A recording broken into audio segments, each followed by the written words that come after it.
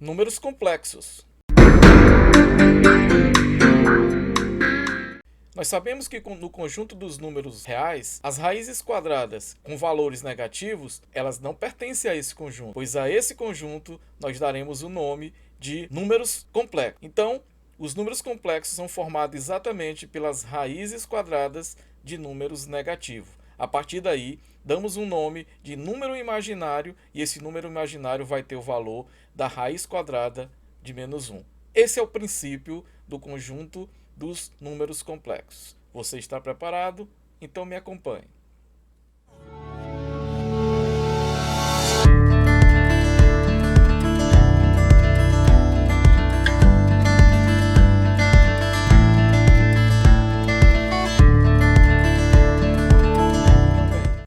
Para encontrarmos números complexos, nós vamos resolver essa equação do segundo grau. Lembrando que para resolver a equação do segundo grau, nós utilizamos a fórmula de Bhaskara. Vamos começar então calculando o valor do delta. Delta, a fórmulazinha do delta, só para a gente relembrar, é b elevado a 2 menos 4 vezes a vezes c. Ou b2 menos 4ac, de uma forma mais simplificada. Onde o a, b e c são os valores do coeficiente x elevado a 2 de x e o termo independente. Ou seja, o a é 1, o b é menos 2 e o c é 5. Substituindo, então, nós vamos ter que o delta vai ser igual. Só para esclarecer, o valor do a é o coeficiente de x elevado a 2. Como não aparece, é 1. O valor do b é o coeficiente de x, de expoente 1, que no caso é menos 2. E o valor do c é o termo independente, que no caso aqui é o 5.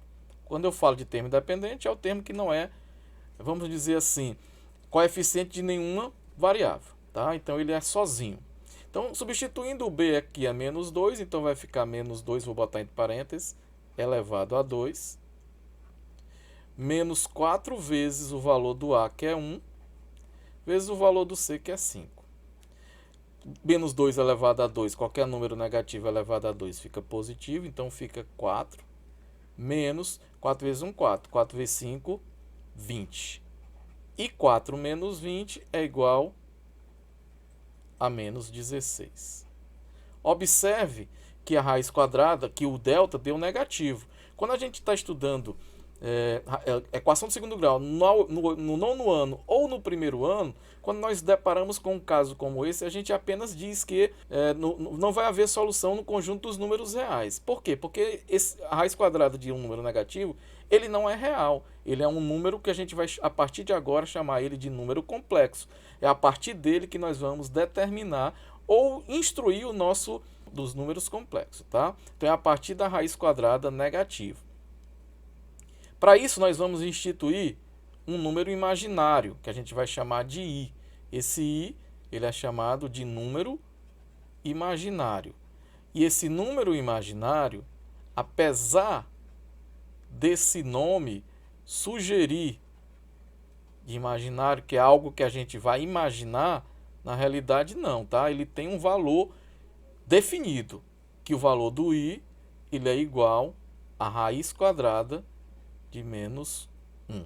Então, a partir daqui é que nós vamos montar o nosso conjunto dos números complexos. Então, aqui, por isso que nós temos aqui, sabemos que o número menos raiz quadrada de 1 não pertence ao conjunto dos números reais, pois não existe nenhum número que elevado ao quadrado resulte em um resultado negativo, no caso, menos 1.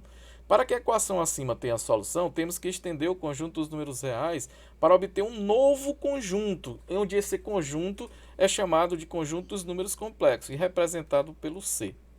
Está aqui. Então, o número menos raiz quadrada de menos 1 foi denominado de unidade imaginária, que é o nosso i. E criou-se o número i, de modo que i elevado a 2 é menos 1, ou então i é igual a raiz quadrada de menos 1. Se assim nós tivermos, então, que o i, a raiz quadrada de um número negativo é o chamado i, então essa equação vai ter solução não mais real, mas sim complexa. Então, vamos completar aqui como é que ficaria a resolução dessa equação. Bom, nós encontramos lá o delta igual a menos 16, só para a gente relembrar. E o valor de x, a gente sabe, então, que é menos b, mais ou menos raiz quadrada de delta, dividido por 2a. Esse é o valor do x. Então, nós vamos encontrar dois valores, um somando e o outro subtraindo, que a gente vai chamar de x' vai ser igual. Quem é o b? O b, no caso, é um menos 2. Com menos aqui da fórmula, vai ficar 2 positivo. Mais, vamos usar o mais, raiz quadrada de menos 16. Menos 16 eu vou escrever como sendo 16 vezes menos 1. Algum problema quanto a isso? Não, porque 16 menos 1 é menos 16. Então, aqui embaixo, que vai ser o x duas linhas, vai ser o mesmo cálculo de cima, só que ao invés de somar, que aqui é mais, vai ser menos. Ainda falta completar aqui, né? Dividido por 2a. Ou seja, dividido por 2 vezes o 1, que é o a.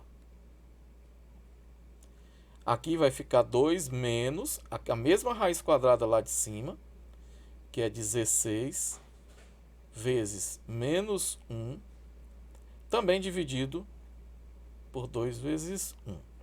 Vamos resolver aqui o de cima. Então, aqui nós vamos ter 2 mais... Sabemos que a raiz quadrada é aqui um produto. A raiz quadrada de um produto é a raiz quadrada de um vezes a raiz quadrada do outro. E a raiz quadrada de 16 é 4. Ficando a raiz quadrada de menos 1, que a gente chamou ela de raiz quadrada de menos 1 de i. Então, dividido por 2. Embaixo, a mesma coisa, só que ao invés de mais, menos. Então, fica 2 menos raiz quadrada de 16, que é 4. E a raiz quadrada de menos 1, que é i. Também dividido por 2. Se simplificarmos isso, botar o 2 em evidência, para simplificar, nós vamos ter isso aqui, ó. 2 dividido por 2 dá 1, mais 4i dividido por 2 dá 2i, sobre 2. O 2 cancela com 2, e aqui em cima nós teremos apenas 1 mais 2i. Repetindo o mesmo cálculo, só que ao invés de menos, ou ao invés de mais, usando o menos, nós vamos ter então que a solução aqui embaixo é 1 menos 2i. Logo, a resposta dessa equação do segundo grau seria os valores 1 mais 2i e 1 menos 2i. Essa estrutura é a estrutura que a gente chama de forma algébrica do número complexo, que a gente vai ver agora. Então, a forma algébrica de um número complexo é dado como sendo a mais bi, onde esse a e b são números reais quaisquer. E o i, lembra, é o número imaginário. A gente nós costumamos representar um número complexo pela uma letra z. Tá? Geralmente usamos muito essa letra, z, w, coisas do tipo, tá? Então, mas usamos bastante o z, z1, z2, z3. Então, todo número complexo ele é dividido em duas partes. O número complexo nós temos SA, onde nós vamos chamar de parte real do número complexo, e o B, que é aquele número que está multiplicando pela parte imaginária. Se está multiplicando pelo I, que é a parte imaginária, nós vamos chamar o B, então, da parte imaginária de Z. Então, nós temos a parte real, que é o A, e a parte imaginária, que é o B. Vamos chamar a parte real de RE de Z, e a parte imaginária IM de Z. Então, a parte real é A e a parte imaginária é B. Vamos ver aqui alguns exemplos. Esse número complexo z igual a 3 mais 5i. A parte real é o 3 e a parte imaginária é o 5. Não precisa colocar o i, é só o número a e b. Aqui dá o número de baixo, z igual a menos 7 mais 18i. A parte real é o menos 7, enquanto que a parte imaginária é o 18. Embaixo, 53 menos 25i. A parte real é o 53 e a parte imaginária é o menos 25. Nós temos que fazer duas observações importantes aqui, é que a parte real ou a parte imaginária, elas podem ser nula. Pode não aparecer, pode ser igual a zero. Quando isso acontece, vamos ver dois casos, tá? Primeiro, se a parte real do número complexo é nula, parte real. Não tendo a parte real, se a parte real é zero, vai aparecer apenas a parte imaginária, como por exemplo aqui, z igual a 3i. Só tem a parte imaginária. Nós chamamos esse número aqui de número imaginário puro. Puro por quê? Porque ele não tem a parte real. Nesse caso, Vamos ver aqui um exemplo como nós temos aqui. Ó. Determine o valor de k para que o número z igual k menos 4 mais 3i seja imaginário puro. Para que ele seja imaginário puro, nós vamos ter que z menos 4, essa parte aqui, que é a parte real, tem que ser igual a zero.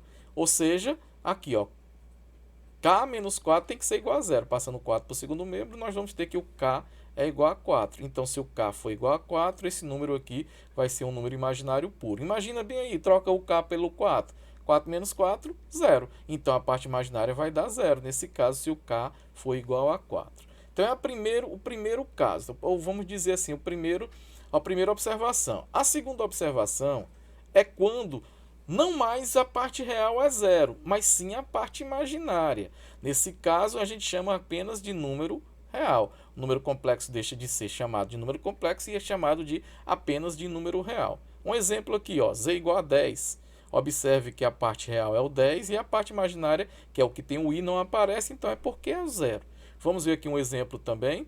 Determine o valor de k para que o número complexo 3 mais 4 elevado a 2 menos 4i seja número real. Então, observe, quem é a parte imaginária? A parte imaginária é k elevado a 2 menos 4, que é o número que está multiplicando o i. Para que ele seja real, esse k elevado a 2 menos 4, ele tem que ser igual a 0.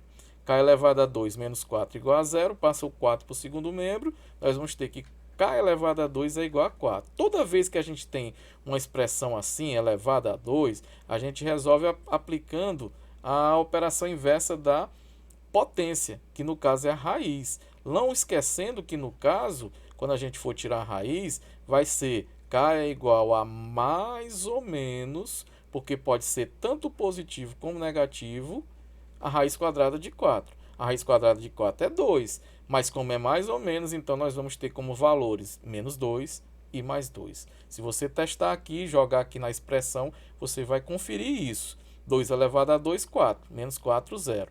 Menos 2 elevado a 2 também é 4. Qualquer número elevado a 2, seja ele positivo ou negativo, dá sempre positivo. E 4 menos 4 também é igual a 0. Por isso, para que ele seja um número real, o k elevado a 2 menos 4 tem que ser igual a 0. E daqui eu tiro que o k é igual a 2 ou igual a menos 2. Vamos ver como seria associado isso na reta, no plano de coordenadas não mais cartesiano. A gente vai chamar de plano de Argand-Gauss. Então podemos associar a todo número complexo um par ordenado, sendo que o primeiro valor, que é o valor de A, está no eixo real. E o eixo real é o eixo horizontal, também o eixo x lá da nossa, se lembrarmos do plano cartesiano, nosso eixo das abscissas, enquanto que o eixo y, né, que é o eixo das ordenadas, vai ser exatamente o eixo da parte imaginária. Então vamos ver aqui como representar esses números no plano de Argand-Gauss. Observe aqui o exemplo. Então nós temos o Z1, onde nós temos aqui o Z1 é 3 mais 4i. O 3 é a parte real, então você vem aqui na parte real no número 3, está aqui ele, e vem na parte imaginária no número 4. O encontro deles dois vai ser o que a gente chama de o Z1, que é o amarelinho que está aqui. O vermelhinho é o Z2. O Z2 só tem a parte imaginária, não tem a parte real. Se só tem a parte imaginária, então ele está em cima do eixo Y. Vai lá no 3, no eixo Y, você marca 1, 2, 3 e aqui nós temos o Z2. O Z3 só tem a parte real, não tem a parte imaginária. Se só tem a parte real, então ele está em cima do eixo X, ou eixo horizontal, que é o eixo real. Você vai lá no menos 6, conta 1, menos 2, menos 3, menos 4, menos 5, menos 6, e aqui você tem o Z3. O Z4 é 2 real também, você marca 1, 2 positivo, é o Z4.